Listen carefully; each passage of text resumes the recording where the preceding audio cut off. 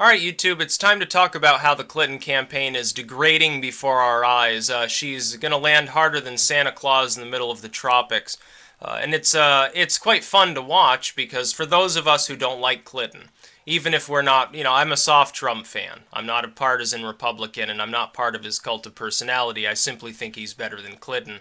And Jill Stein's a non-issue. And while I would have supported Gary Johnson, look at what Bill Weld's talking about if you want to understand why I can't support the Libertarian ticket this year. It's just not going to happen for me. And I'm not writing in Bernie Sanders either, although I think Democrats in this state should. Yeah, absolutely, you should punish the DNC. Rob Hillary Clinton so the DNC has to actually reform the party. Then people will actually be more willing to vote for you because they'll stand for something. They won't be a bunch of retarded Clintonians. Now, I will say there is one fake scandal going around right now, which is the Spirit Dinner thing with Podesta. People are claiming it's a satanic sacrifice or something. Now, what it is performance art. Moderately well made, I suppose, if the idea is just to be spooky dooky. Podesta's one of those dudes. He's obviously out of touch. He probably swills the wine and goes there to go pick people up and go fuck them. People that are too drunk to care about his neck rolls or something about that. He looks like a piece of salami, honestly, to me. He's all withered up. It looks like he sat in the sun and baked way too long. But Podesta's a nut. But he's not a satanic or occultist nut. He's not intelligent enough to understand the occult anyway, so fuck him. As far as Clinton's campaign goes, though, we're getting down to the wire here. There are a few days left before people go to the polls. And the movement is all in Trump's direction, and it's all across the board, to the point at which in every battleground state now there's a reason to believe he'll win it. If he wins them all, he ends up over 300. Now, I don't operate from that assumption. I think he wins either Pennsylvania or Virginia. I think he's still likely to lose Colorado. But now I can no longer count on Clinton winning New Hampshire, which must be concerning for her because there's no way for her to actually get to 270 without it. Because if she's lost control of that state, she's lost the extra electoral point in Maine. She's probably lost Virginia. She almost certainly has lost Pennsylvania, and there goes her majority. There goes her capability of winning. It wouldn't, at that point, she could win Iowa, she could win Florida, she could win Nevada and Colorado and still be behind because she's lost control of that sort of northeastern block. And I don't even expect her to win that. I expect, right now, we've got two states that Nate Silver and Larry Sabato continue in the delusion are swing states, which is Arizona and Georgia. Trump will win those. There's no longer a question about that. Unless he drops dead before voting happens, he's won those states. As far as Nevada, it looks like he's 5 or 6 points ahead at this point, which is a severe drop for Clinton, who was ahead by a point or two. It looked like she could pull off a win there. It looks like that train has left the station. Iowa and Ohio, I call safe Trump at this point, because he was leading continuously for months anyway. He very temporarily lost his lead there. He has gone right up back to his long-term norm. The same is true, by the way, in Florida and North Carolina. I think there's very little chance he loses them. If he gains those 4 states, he only needs one significant state further to win the election. It could be Pennsylvania, it could be Wisconsin, it could be Virginia, or it could be any 2 of the other states, with Nevada looking increasingly like a safe bet for Trump, and with New Hampshire now, as far as Clinton is concerned, is on the ropes, it looks like he gets past 270. That's just my estimation, though. And there's been a tell on my channel for the fact that the Clinton fans, real or fake, are demoralized. Bobby Jones. Bobby Jones now for months has said Trump will lose. But last night he took to saying Trump will probably lose. It's a little bit of a tell there for people who are interested in the legend of Wilburg and things of that nature. Now, he's saying that to troll. He's made it clear in his more cogent moments he's not a Clinton fan either. I also don't think he's a communist. I think he's a white nationalist, actually, who just loves to troll. Because he believes in lynch law, it doesn't matter. Ultimately, though, it's still a verbal tell for somebody who has seen the writing on the wall. Clinton's campaign was already declining before the FBI stuff began. What we're seeing in the polls now is only now beginning to reflect the damage done by the first round of the FBI scandal. As in the day that we learned that it wasn't 3 or 4 emails, it was 650,000. We now know at least some of that material was from her time at the State Department, has been found on Weiner's device inexplicably. It'll be funny to see her try to explain to the FBI how the hell it got there in the first place. From her time at the State Department, and not duplicates of what was submitted in the first place. Which means if there's anything on that material other than yoga class and Chelsea's wedding, she's in a world of shit. Whether she wins or loses. If she wins the election, and I don't expect her to at this point, I think it's basically a done deal that she loses. If she does end up winning because of massive rigging or inexplicable hidden Hillary voters, or the polls were wrong in favor of the Republicans the whole time and we're just totally wrong, they were oversampling Republican turnout, which I think is a very remote possibility, at almost 0% odds of that happening, she'll get impeached. She'll get impeached. She won't last her first. She probably won't even last the first 2 years of her first term. She'll get thrown out of office. She'll have to resign and be pardoned by President Tim Kaine. That's what you have to look forward to if you're a Hillary Clinton fan. If you do elect her, you have to be ready to see the first female president impeached. And it won't be because of some nothing scandal like, oh, well, a Monica Lewinsky styles thing. It'll be much worse than Watergate. It will tarnish the reputation of the Democratic Party for a generation. It will crush them out. You can look forward to 2 or 3 Republican presidents in a row. So if you want to avoid that happening, if you want to just deal with Trump for a term or two and hope he does a halfway decent job, and you should have enough sense to realize he's not nearly as far right as he presents himself to the evangelicals, then you should avoid voting for Hillary Clinton. If you can't bring yourself to vote for Trump, vote for someone who's qualified, maybe make Jill Stein the first female president. At least she wouldn't get impeached right away. But Hillary Clinton probably will. She won't be able to stand in the way of the FBI's probes. They, I think, have at this point garnered too much information. We're past the point of no return as far as that goes. And it's clear that's not the only thing that's damaging her campaign.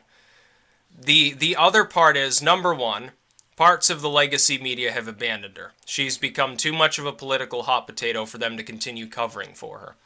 Number two, Trump has momentum. It's beginning to demoralize the Clinton fans. They can pretend that they're ready for her victory speech or whatever.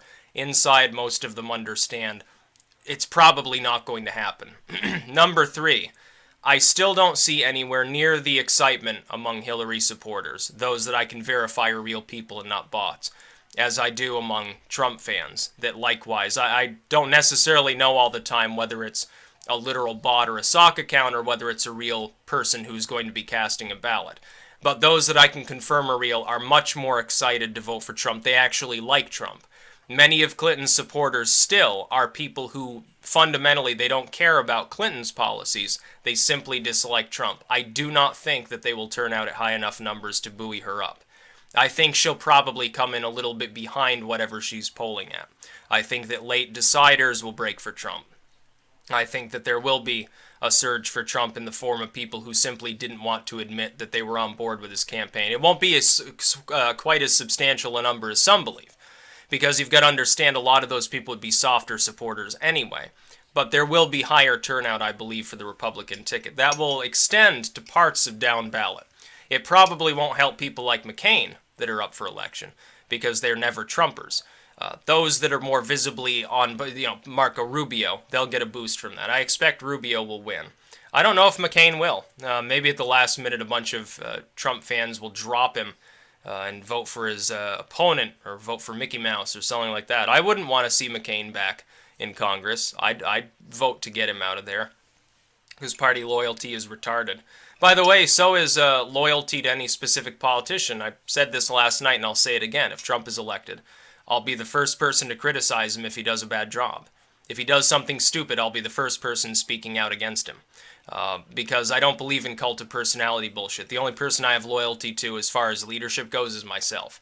Not to any fucking politician. Not to Trump, not to any political party, not the LP, not the Libertarians, certainly not fucking Gary Johnson. None of these people deserve my respect unless they can earn it.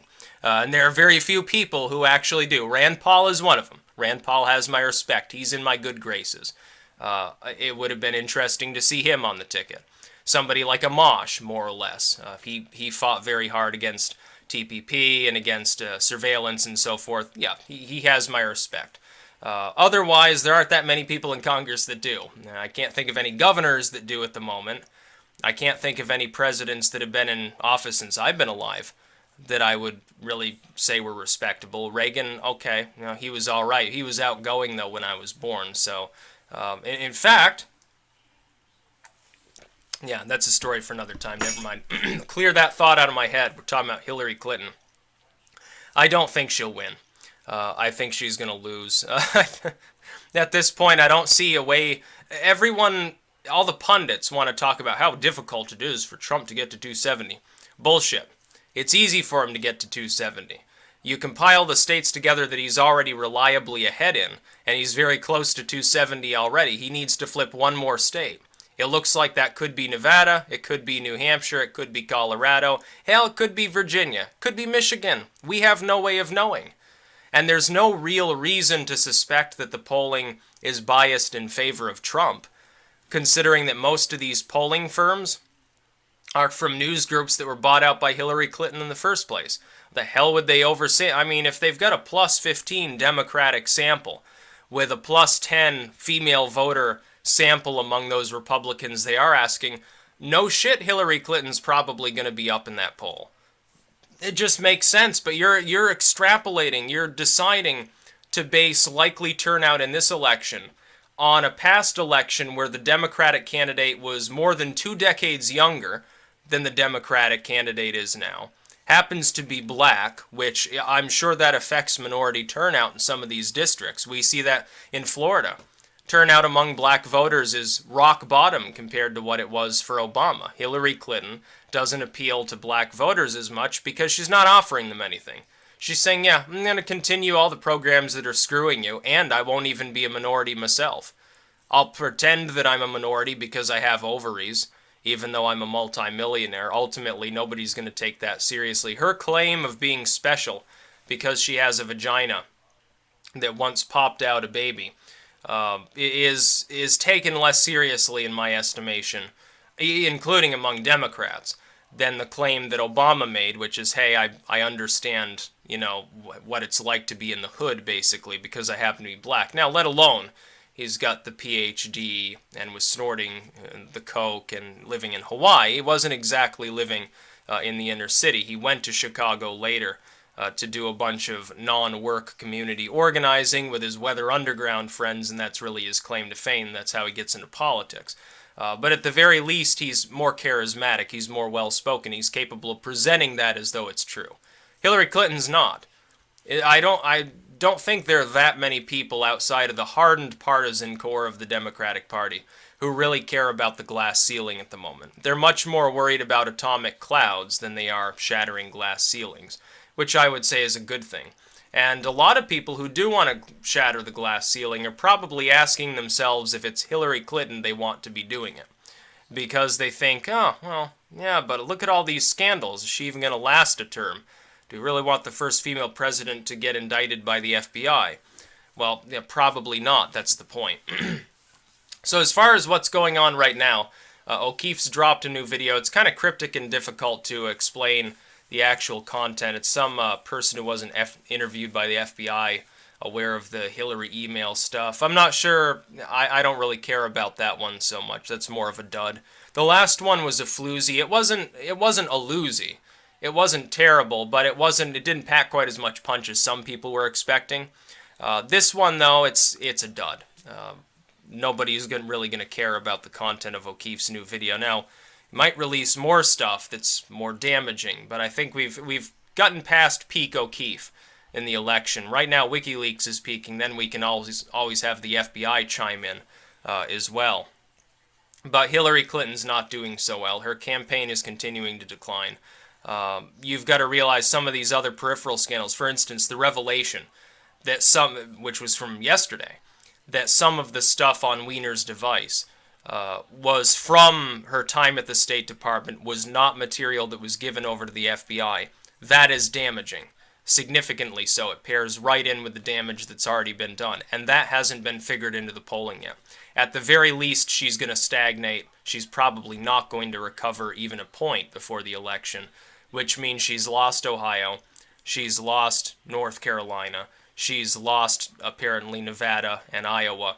That gets Trump pretty close to 270. Florida, technically a swing state. There's apparent voter fraud down there on behalf of Democrats, of course. I'll believe it when I see it. We've got to wait. It's more of a that would be a competitive state in my estimation. I give Trump an advantage, but then because the elections tend to be screwy in Florida anyway, because they do tend to be obviously rigged, there's no way to tell whether that rigging will give it to Hillary or not. But it may not even matter if Trump does grab up Pennsylvania and or, grabs Colorado and New Hampshire. Florida no longer matters. He gets past 270 anyway. He could also win Virginia. We could see a situation in which he wins every competitive state.